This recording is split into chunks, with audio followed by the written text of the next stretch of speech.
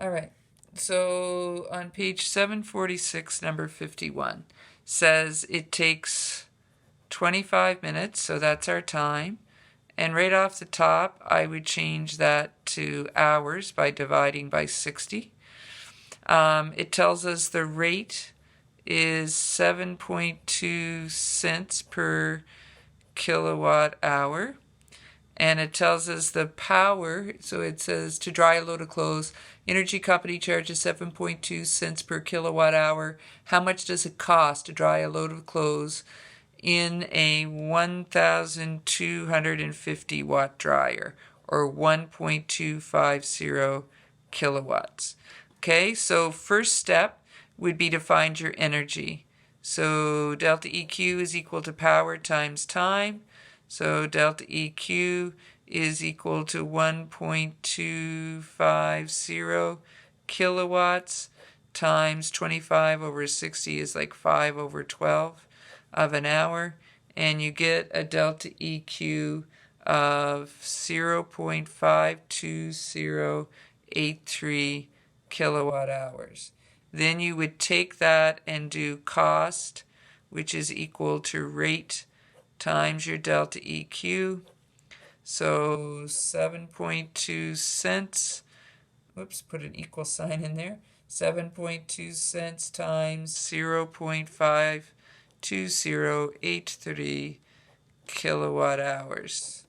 And you end up with a cost of 3.75 cents. That's not too bad to dry a load of clothes. Now don't round that up, because you'll be doing more than one load of clothes in a month, and if they round up every time, you're going to end up paying a lot more. Only round at the end of the month. All right, number 52, it takes 12 minutes to dry your hair. So delta T is 12 minutes. Again, I would switch that into hours. 12 over 60, which is 1/5. That has a resistance of 21 ohms. You're using a hairdryer that has a resistance of 21 ohms and draws a current of 5.5 amps. So 5.5 amps. Calculate the cost to dry your hair if electricity costs 8.5 cents. So the rate is 8.5 cents per kilowatt hour. So the first step is to find your power. So power equals I squared R. So it's equal to 5.5 amps squared times 21 ohms. And you get a power to be 635.25 watts, or 0.63525 kilowatts. So now you go delta EQ is equal to power times time. So 0.63525 kilowatts times 1/5 of an hour. And you get the energy that you've used to be 0.0768 kilowatt hours. And so then cost is equal to your rate times your delta EQ. So cost is equal to, what was it, 8.5. 8.5 cents times 0.0768 kilowatt hours, and that's cents per kilowatt hour. And so you get a cost, oh, I wrote the wrong number down there. Shoot. That number's right. This one's from the next question.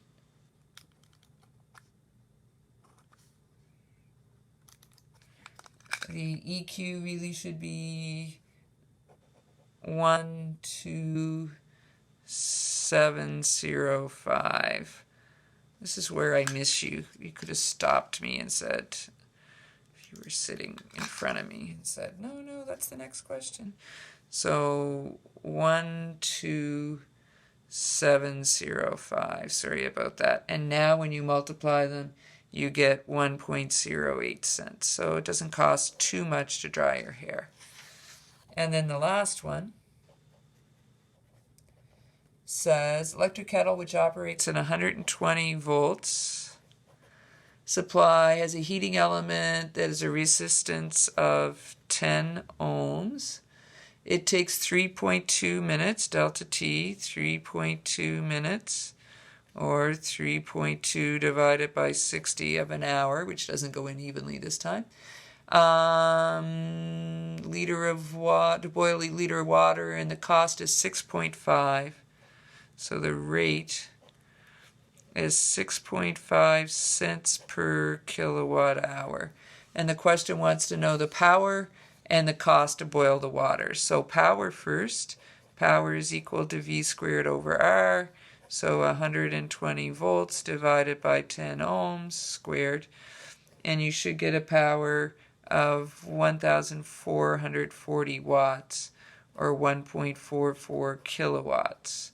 Then delta EQ is equal to power times time.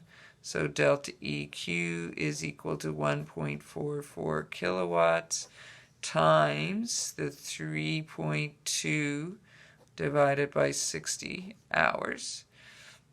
And you get a delta EQ this time of 0.768 kilowatt hours. Oops, be good if I put the K in front of the W. Okay, so that number that I would written down before. And so now cost is equal to rate times EQ.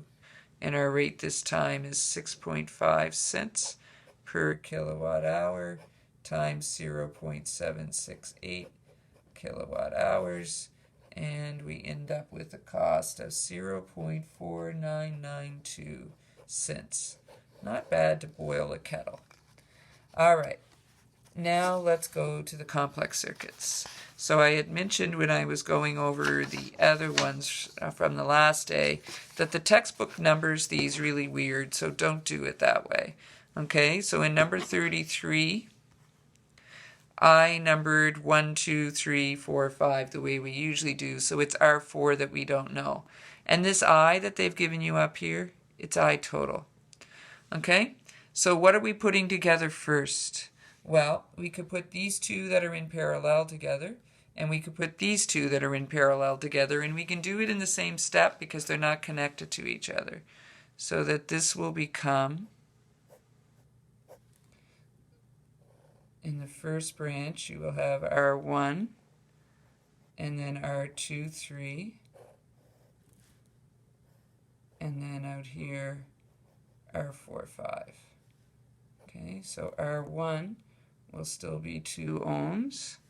This will be R2, 3 that we'll have to find, and this will be R4, 5. We can find R2, 3 because they're in parallel. So 1 over R2, 3 will equal 1 over R2 plus 1 over R3. So 1 over 3 ohms plus 1 over 6 ohms should be 3 over 6 ohms, or 1/2. So R2, 3 will equal 2 ohms. So this is 2 ohms. But it's still not a pure series or pure, and we can't find 4 or 5 yet because we don't know 4. Still not a pure series or a pure parallel. To get to that, we would have to put together R1 with R2, 3. So this becomes R1, 2, 3, and this is still R4, 5. And R1, 2, 3 is easy to get, just add them. So 1, 2, 3 will equal 4 ohms. Okay, our voltage we were told was 8 volts. Oops.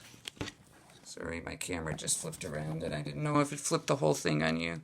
So this is 8 volts, and up here this current is 4 amps, and it's the total. Okay, so now we can fill in some of our chart. Some, but not all.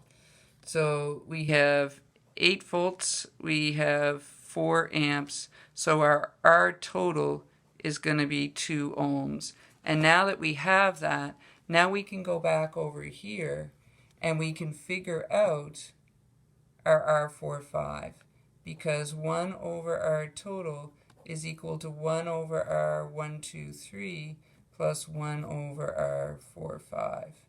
And so that means that 1 over R4, 5 will equal 1 over R total minus 1 over R1, 2, 3. So 1